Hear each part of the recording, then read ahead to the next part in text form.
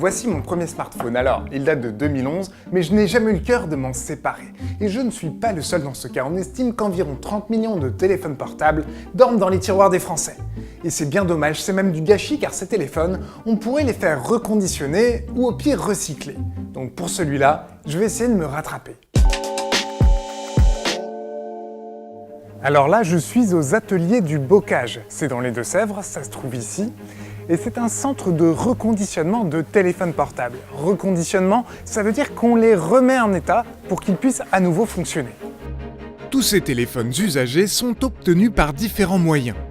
Ils sont récupérés auprès d'éco-organismes qui ont installé des bornes de collecte partout en France, de particuliers, d'associations, d'opérateurs téléphoniques partenaires et d'entreprises qui renouvellent leur flotte de téléphones. Une fois acheminés ici, les téléphones sont d'abord triés.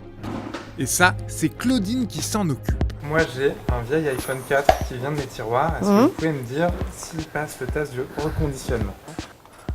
Alors là, il m'a dit qu'il est obsolète. Oh non! 80% des téléphones reçus ici sont considérés comme obsolètes. Le mien, c'est parce qu'il est trop vieux et qu'il ne va pas intéresser grand monde à la revente. Seuls les 20% restants entrent dans les circuits du reconditionnement. Toutes leurs données sont supprimées, puis ils subissent des tests très nombreux. Chaque téléphone est réparé puis nettoyé avant d'être mis en vente sur internet ou dans des boutiques. Et comme les ateliers du Bocage font aussi partie du mouvement Emmaüs, certains sont envoyés à des associations. Acheter un téléphone reconditionné ou garder très longtemps son téléphone, on ne se rend pas compte, mais ça permet d'éviter d'en produire de plus en plus. Complètement. Aujourd'hui, le cycle de renouvellement est à peu près de 18 mois. C'est quelque chose qui a un vrai impact puisqu'un téléphone neuf, aujourd'hui, son cycle de fabrication, c'est 75% de l'empreinte écologique. C'est pour ça qu'on privilégie l'allongement de la durée de vie, c'est-à-dire pouvoir réparer le téléphone ou, au moment d'un choix d'achat, pouvoir privilégier le reconditionnement et l'achat de téléphones reconditionnés. Les téléphones obsolètes, eux, vont suivre un autre circuit. Vous voyez ce vieux téléphone portable, on ne pourra jamais le reconditionner pour le revendre. On va donc le recycler. Et pour ça, on les met dans ces gros sacs qui vont être envoyés en Normandie. Je quitte donc les Deux-Sèvres pour aller à Tourville-les-Ifs, c'est près du Havre. C'est là que se déroule la récupération des différents matériaux qui composent les smartphones.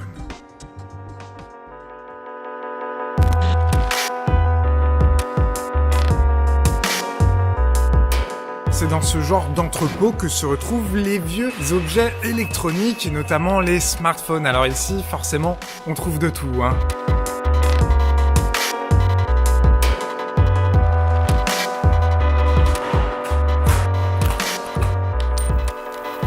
Ces téléphones, s'ils sont trop vieux, on va seulement inspecter qu'il n'y ait plus de batterie. Et après, ça va passer dans le broyeur pour séparer le plastique de la carte et de la dalle LCD. Après, sur inspection, si on voit que la qualité est un peu meilleure sur le téléphone, là on peut passer sur l'atelier pièces détachées. On va essayer de récupérer certaines pièces de dalle LCD qu'on peut réparer. Celui-là, ça c'est mon iPhone, il n'est pas réutilisable. Non. Donc tu vas aller où? Au recyclage. Le recyclage, voici comment ça se passe. Les batteries sont envoyées à des entreprises spécialisées dans leur retraitement. Ensuite, les téléphones sont broyés pour séparer les différentes pièces. Les plastiques ainsi que les métaux sont recyclés par d'autres établissements. Les dalles LCD partent aussi ailleurs pour être incinérées. Et enfin, on récupère les cartes électroniques. La dernière étape, c'est la valorisation des métaux précieux contenus dans les cartes électroniques. Et ça se passe ici.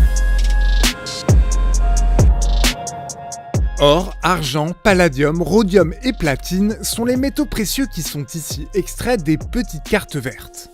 C'est en très petite quantité, mais on en recycle beaucoup. Donc c'est avec les tonnes de téléphones recyclés qu'on arrive à avoir une quantité importante. Le processus commence par la réduction des cartes en poudre en les mettant dans un four.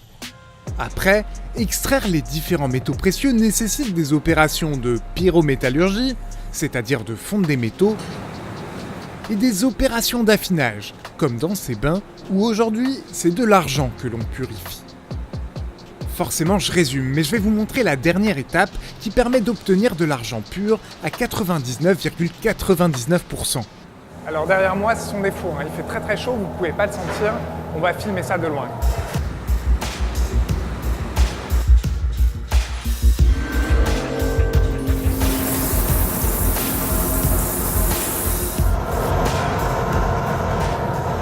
Voici donc l'argent obtenu. On peut en récupérer 800 grammes par tonne de cartes électroniques. Cet argent, comme tous les autres métaux extraits, est ensuite revendu. Le fait de recycler permet de récupérer de la matière première et évite d'extraire les métaux précieux des mines. Et c'est vrai que l'extraction dans les mines a un impact environnemental très élevé, très important. Le fait de recycler permet de diminuer cet impact environnemental. C'est pour cela que l'on appelle souvent mines urbaines les nombreux smartphones qui dorment encore dans nos tiroirs. Et en France, seulement 15% des téléphones portables sont collectés pour être recyclés. Moi je repars de Normandie avec la boîte vide de mon vieux smartphone. Et promis pour le prochain, je n'attendrai pas aussi longtemps pour lui donner une seconde vie.